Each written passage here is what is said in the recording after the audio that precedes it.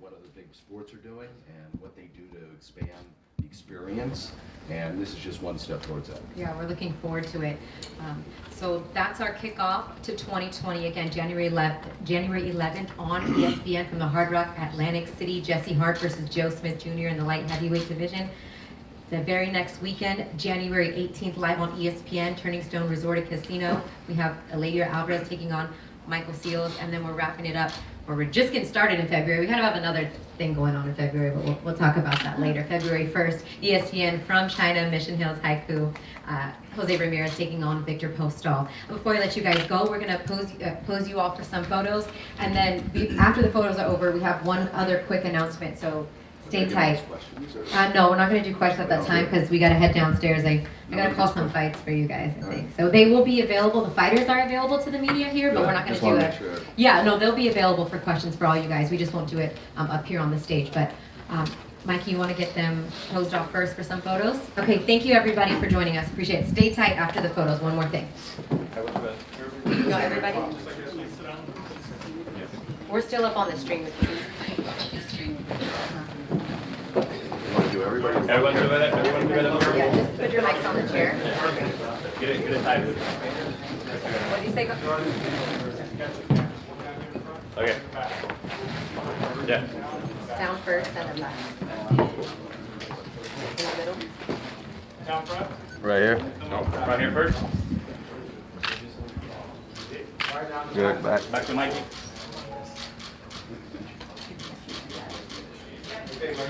You want each one? Okay, let's do Jesse and Joe. To the front first. To the front first. Down here. Get Todd in there. Get Todd in there. These are big dudes, man. Where's some Morales and Barrero? What happened to them? Down front right here first. Right here, top. Back to Mikey.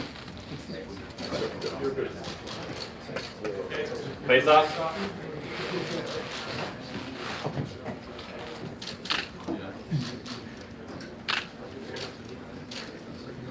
Good. Thank you guys. Stay there. Seals. Michael. To the front first. Right here first. Right here. Hold on one second. Right Right here. here. Back to Mikey. Face off.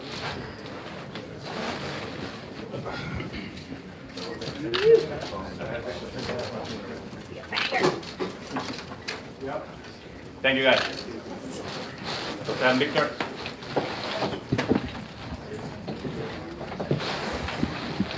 To the front first right here.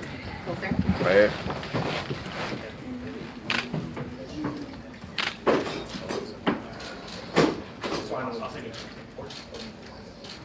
Face off. Get closer.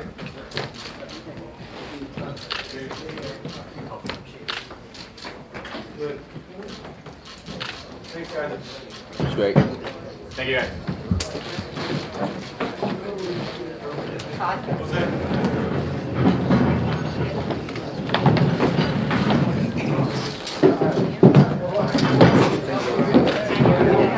Can we turn this mic back up?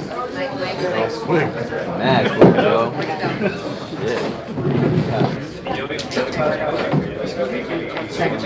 Thank you. We have one more announcement after we get one more picture here.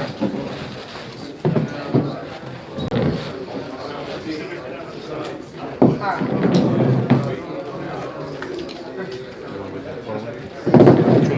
Thank you guys. Thank you. Make sure you're all set. Just go through them all, okay? Here. All right. Thank you guys for sticking around. Todd, take it away. Just want to announce, obviously, Top Rank is really pleased to show this is an illustration. Jose Ramirez has renewed his wonderful marriage with Top Rank, and this is another example of us taking a kid who was a young kid from Fresno, coming out of the Olympics and getting his dreams come true. And congratulations, his terrific manager, his family, his team on extending our relationship. Multi-year, multi-millions of dollars, and just another chapter for us and a great success story for all of us in boxing. So I'd like to congratulate Jose and his team. They did a great job. Rick has been instrumental in helping us navigate the waters of boxing and building an attraction. And if Rick has anything to say or Jose has anything to say, I'd just say it's an honor to sit next to somebody and start that chapter with them and to be at this point of his career. And I'll never forget, and I say this all the time, Rick said to me when we first signed, he goes, "We'll never ever leave you." He says, we are so loyal, we'll never leave you. And I said, if we do our job together, I promise you it'll be successful. So thank you and congratulations to both of them and from all of us at Top Rank. Rick, why don't you say a couple words?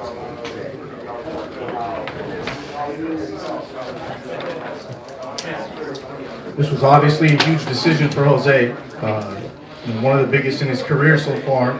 And we took 6 to 7 months to discuss this with the Top Rank staff, and it came down to Top Rank delivery. When we walked in the door, our biggest factor in signing was the development of Jose Ramirez and the building into a champion, which Bruce Trampler and Brad Goodman lived up to.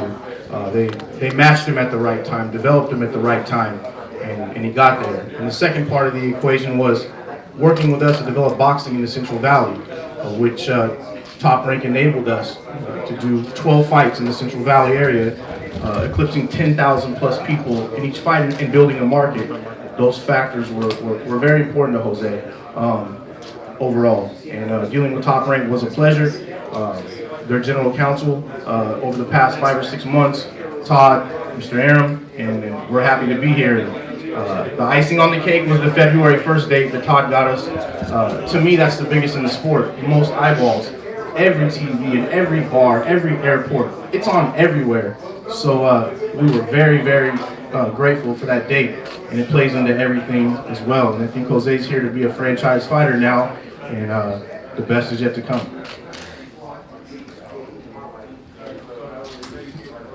Yeah, I would like to thank my family, God, in the sport of boxing for all these beautiful blessings. To be able to sign with a great promotional company like Top Rank, with Mr. Aram and Todd, and all the staff that have worked really hard to build me as the fighter I am now. And I feel like I haven't even reached my peak. So. I'm so hungry to continue learning and growing, and being a part of such a big promotional company and being a part of the big fights. I'm looking forward to that, and I'm thankful for this. That's all I gotta say. It reminds me, I don't know if you guys remember, but Don King years ago, he used to have if you called his office probably 10 years ago, he'd put you on hold. You'd say, is Don there? They go, hold on a second. And they had music playing in the background. And it reminds me of like Jose. And the song was, ain't no stopping us now, right? And it's so true. Dan remembers it. You remember it. It's like this. With these young kids, it's like, it is so exciting and that to see them mature. And when he says, I feel like I haven't even hit my peak, it's like, ain't no stopping us now. So it's congratulations. And, everybody at Top Rank and everybody that put a lot of elbow grease into that, and the matchmakers and the social teams and the council and the PR and everybody from making the travel, and you're all part of the family, but it's so great to see when all pieces of this come together and we see success. Thank you. Anybody have any questions? Dan, how is it you don't have a question, but you call me 15 times a day with a question? Can you give any specifics, like number of fights, or at least the length of it year-wise? It's a multi-year, multi-fight-a-year agreement and multi-millions. Jose, how close Bob was talking about the possibility of maybe you being Terrence's next opponent. Do you want to stay in this division until you get those 4 belts? Is that your priority? Yeah. If I would have to choose, which I feel like my goal is to really make the statement at becoming the best 140, you know, and there's another guy out there with 2 belts, so definitely, you know, I want to come across him, you know, I want to come across him and definitely make that statement to see who's the best 140. And you know, a lot of boxing fans, or sometimes in boxing, you know, they mistake a fighter by one fight. You know, they define a fighter by one fight, and either a loss or a win. You know, they make that mistake on defining a fighter by that one loss. See, I'm not afraid to take that loss. I'm not afraid to come across adversity. You know, I feel like I prepare myself to come across adversity. So I'm ready to face the best fighters out there. You know, and I want to come across Josh Taylor because I want to prove to myself, you know, that I'm the best 140. You know, because right now opinions don't mean nothing. You know, until you have the 4 belts. That's, you know, that speaks for itself. So that's my goal, is to become the 140 undisputed champion and definitely move to 147. And if Terrence Crawford is there as a champion, I'm definitely going after those belts too. So you have your fight with Postol, was your mandatory for the WBC. If you win that fight, if I'm not mistaken, you have your other mandatory against Catterall, which they also, WBO let this one go first and they're next. Is the plan, and any of you guys can answer this, the plan is to do Postol for your sake, you're successful, then do the other mandatory, and then see if you can get Taylor, or you're trying to get Taylor in between? I mean, that's how you tell me. If it was up to me, I'll take Taylor right after the fight. Yeah, I wouldn't want to wait.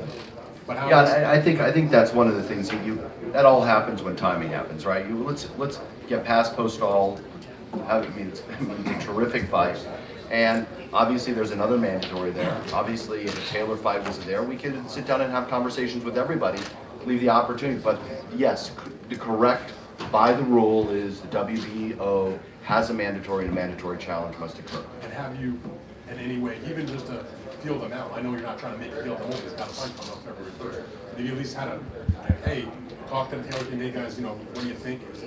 I mean, listen, our conversations that we're having with people out in the space, including the organizations of what they're going to do, is really not for the. I don't know exactly what it is, and people may be having conversations, and I don't want to relay something out there to the whole world that may be true or not true. But we all know the way the boxing works, and we all know the way the system is. If something significant happens, you go to the table and you try to get everybody to the table. So I don't want to say we're open to a bunch of situations. And he wants Taylor, and if Taylor wants him, and Catterall says, yeah, well, I want to be on the undercard. We've seen that a gazillion times. So we'll cross that bridge when they get there. What's the best case scenario? Fights on ESPN, fights on ESPN Plus for Jose. But the best case scenario, meaning to help Breakdown of balance. 2 and 2. But you know, I don't even know that. I mean, I want to say this. We've established, and we have established that internally. We've established it with the ESPN. There is no class system. All right. So we don't want anybody saying, oh, like HBO and HBO After Dark was a class system.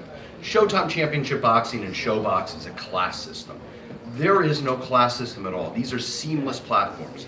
So I don't believe there's anything better or worse. I think it's different, right? I think it's a different way. I think the Plus universe, the amount of promotion that you get on the linear stuff when you're on Plus, and they're driving the awareness to get to the app, and the younger users that are using it on their phone has a lot of benefits. To be on linear the Saturday before a Super Bowl also has incredible amount of benefits, and we try to balance those. So there is no one is better than the other. They're seamless, and we'll work together as a team and with ESPN on which of those platforms we go to. And to further that question, I'd like to see an ESPN pay-per-view fight late this upcoming 2020, or maybe the start of 2021. So definitely seeing one of those fights happen, I think, will be a reality, given the level and the opponents that are coming up. Jose, obviously a fight with Josh would make you a superstar and get you real close to the doorstep on that. Do you want to fight him in London, or it doesn't really matter? You know, like I said, I never been a fighter who worries about those things. You know, I just need a ring. You know, you saw me go to Texas and fight in Hooker's backyard. So I'm not. You know, it doesn't matter to me, man. I would love to fight in London. I would love to fight in the States. It's all about growing, you know, and pushing yourself to the limit and growing as a fighter in fights like that. you know, you really don't lose. You know, all you do is you grow more experience. You become more recognized, and that's what I sign up for. I sign up to fight the best. So yeah, it doesn't really matter. It's whatever, you know, top rank and whatever makes sense at the time presents. You know, but right now, Todd said the best. You know, I have Viktor Postol right, you know, in front of me, so I have to go through that fight first, and I'm taking the fight very seriously. Right, Hold on a sec. We're going to wrap this up because we're running on some satellite time. We're backed up against this, so I appreciate the question. And by the way, he's fighting in China next, which is as far out as way